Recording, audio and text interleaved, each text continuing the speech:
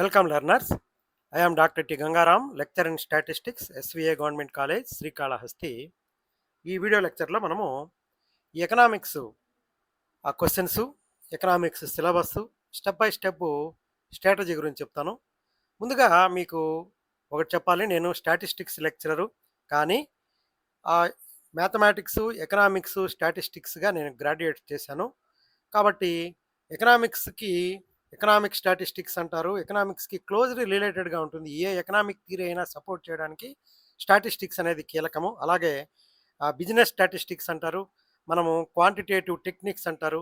అలాగే మన కామర్స్కి సంబంధించి వాళ్ళు ఏ పాలసీ తీసుకున్నా, ఏ థియరీ డెవలప్ చేసినా సపోర్టింగ్గా కావాలంటే మన స్టాటిస్టిక్సే ఉపయోగపడుతుంది. ఆ క్వాలిఫికేషన్తో, ఆ హోదాతో నేను ఇది టచ్ చేస్తున్నా. నేను ఫుల్ టైం ఎకనామిక్స్ లెక్చరర్ కాదు, ఎకనామిక్స్లో పోస్ట్ గ్రాడ్యుయేషన్ అయితే చేయలేదు. నాకు తెలిసింది మీతో షేర్ చేసుకుంటాను. మనకు ఎకనామిక్స్లో, మన స్టాటిస్టిక్స్లో 5 యూనిట్లు ఉన్నాయి కదా, అవన్నీ కొద్దిగా డిస్కస్ చేసుకున్నాం కదా. మీరు ఇంకొకటి కూడా గమనించాలి, నేను మీకు గైడెన్స్ మాత్రమే ఇస్తాను. మిగతా మొత్తము ప్రాక్టీస్ చేసుకోవడము, దీనికి సంబంధించి ఎలాబొరేట్గా సిలబస్ అక్వైర్ చేసుకోవడము, ఆ తర్వాత వాటిని ప్రిపేర్ అవ్వడము, ఎగ్జామ్ ఫేస్ చేయడం అనేది మీ చేతుల్లోనే ఉంది. నేను 10% మాత్రమే అందిస్తున్నాను, మిగతా 90% మీరే అక్వైర్ చేసుకోవాలి. ఇక్కడ మనకు 3 యూనిట్లు ఎకనామిక్స్ ఉంది. కాబట్టి economic concepts and of production, consumption, demand, concept of elasticity, market structures and equilibrium, price determination, national income, concepts and determinants, employment, consumption, savings and investment, role and interest and profit, concepts of money and measures of money supply, velocity, banks and credit system, banks and portfolio management, central bank and control over supply of money, determination of price level, inflation, meaning, measurement and controls, public finance, budget, taxes and non tax revenue, budget deficit. ఇది first unit అనమాట. అలాగే international economics, free trade and protection, balance and payments accounts and adjustments, exchange rate under the exchange markets, international monetary system and world trade order, Bretton Woods system, IMF and the World Bank and their associates, sources of growth, capital, human capital, productivity, trade and aid, non-economic factors. ఇది second unit. ఇది international economics. Indian economics మీరు final ఇయర్లో చదువుంటారు. నేనైతే degree final ఇయర్లో Indian economics చదివాను. Main features, ఇది మనం focus అంతా కూడా ఇండియన్ జాతీయంగా ఉండాలి, కొంతవరకు మనకు రాష్ట్ర స్థాయిలో కూడా ఉండాలి. Main features: population, size, consumption, quality and growth trend, occupational distribution, effects and births and deaths, mass poverty, unemployment and its types, inequality and types thereof, rural urban disparities, foreign trade, balance of payments and external debts, inflation and parallel economy and its effects, fiscal deficit, sectoral trends and regional disparities, economic planning in India, major controversies in planning in India, Niti Aayog, broad fiscal, monetary, industry, trade and agricultural policies.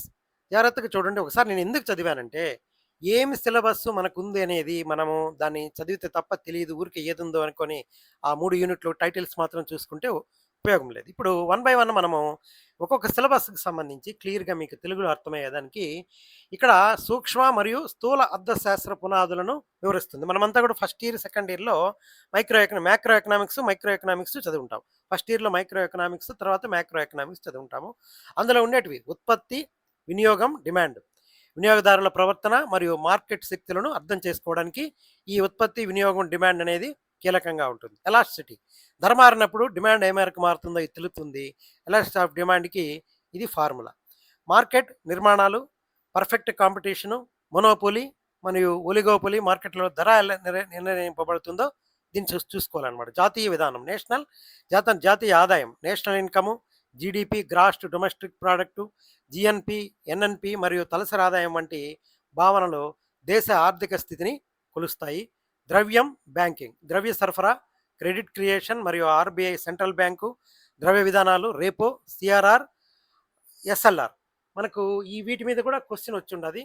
ఈ CRR అంటే మనము ఈ బ్యాంకులు వాటి దగ్గర నిల్వ చేసుకునే నిల్వ చేసుకునే ఇదనమాట అది. నగదు నిల్వల నిష్పత్తి. ఇంకోటి ఎస్ఆర్ఆర్ అంటే స్టాట్యుటరీ లిక్విడిటీ రేషియో అనమాట అది. కాబట్టి వీటి గురించి కొంచెము బాగా చూసుకోవాలి. ఈ repo rate, reverse repo rate అనేటివి రిజర్వ్ బ్యాంక్ కంటిన్యూ చేస్తా ఉంటుంది. వీటి కోసము గిఫ్ట్ గూడ్స్ మరియు వెల్బెన్ గూడ్స్ విషయంలో డిమాండ్ సూత్రం పనిచేయదు. జాతీయ ఆదాయం లెక్కించేటప్పుడు డబుల్ కౌంటింగ్ నివారించాలి.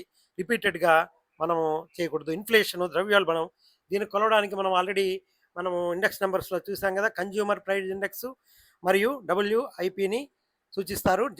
మామూలుగా ఉండే నిజ ఆదాయము, దాని యొక్క తీసుకునే ఆదాయము, దాని యొక్క యాక్చువల్ విలువ రియల్ ఇన్‌కమ్ సూచనలను ఉపయోగిస్తారు. బడ్జెట్ డెఫిసిట్స్, ఫిస్కల్ డెఫిసిట్స్, కోసలోటు మరియు రెవెన్యూ డెఫిసిట్ మధ్య వ్యత్యాసంపై ప్రశ్నలు రావచ్చు.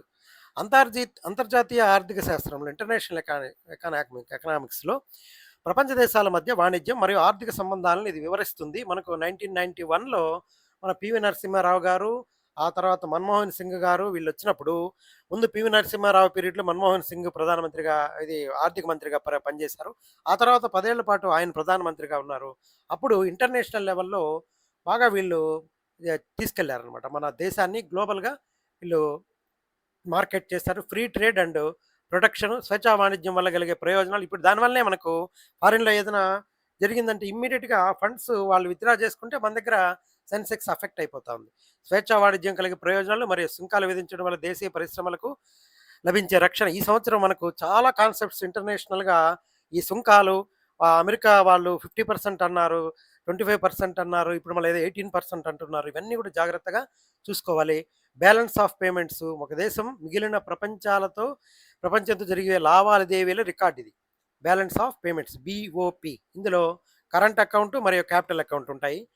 బెట్రన్ వుడ్స్ సిస్టము, రెండవ ప్రపంచ యుద్ధం తర్వాత ఏడిన ఇంటర్నేషనల్ మానిటరీ ఫండ్ మరియు వరల్డ్ బ్యాంకు ఆవిర్భావం, వృద్ధి, వనరులు, మూలధనం, క్యాపిటల్ అనమాట, మానవ వనరులు, హ్యూమన్ క్యాపిటల్ మరియు సాంకేతికత అభివృద్ధికి ఎలా దోహదపడతాయో వివరిస్తుంది.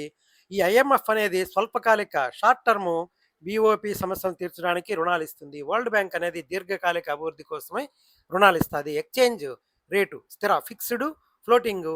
మనకు ఎక్స్చేంజ్ రేట్ల మధ్య తేడాలు ఏముంటాయి చూసుకోవాలి. Comparative advance theory, David Ricardo ప్రతిపాదించిన ఈ సిద్ధాంతం అంతర్జాతీయ వాణిజ్యానికి పునాది. యూనిట్ 3లో మన ఇండియన్ ఎకనామిక్స్ ఉంటుంది. భారతదేశం ఎదుర్కొంటున్న సవాళ్లు, వనరులు మరియు విధానాల గురించి వివరిస్తుంది.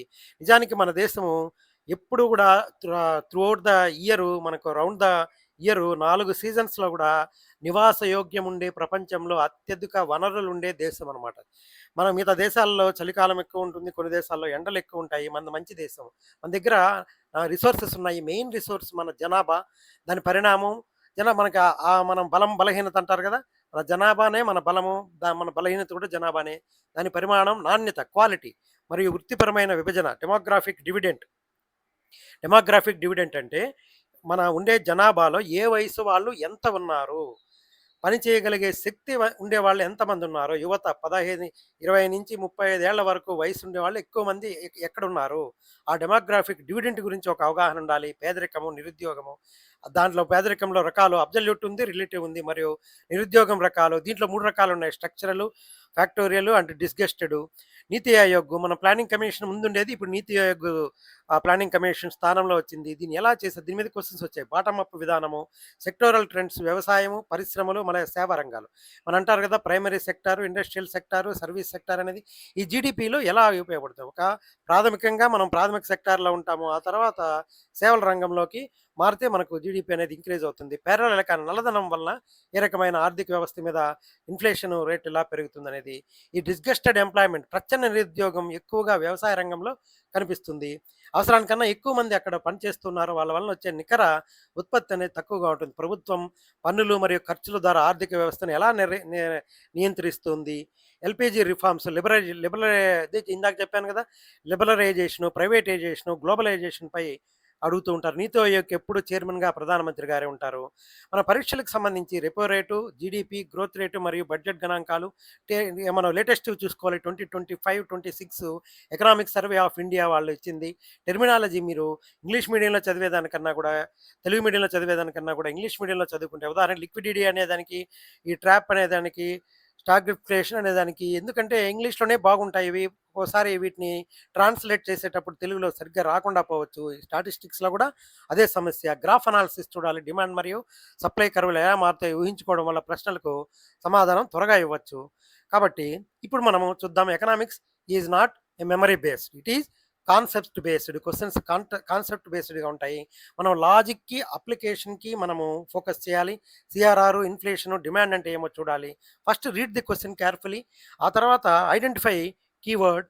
నెక్స్ట్ డిమాండ్, ఇన్‌ఫ్లేషన్, పాలసీ వాటి గురించి చూడండి. Do not jump to options immediately. కేర్‌ఫుల్‌గా ఆప్షన్స్ చూడండి. ప్రైస్‌కి, డిమాండ్‌కి ఏ రకమైన రిలేషన్‌షిప్ ఉంది అనేది మనం చూసుకున్నామంటే ఒక కంపారిటివిటీ ఉంటే రీడ్ ఆల్ ఆప్షన్ కేర్‌ఫుల్లీ.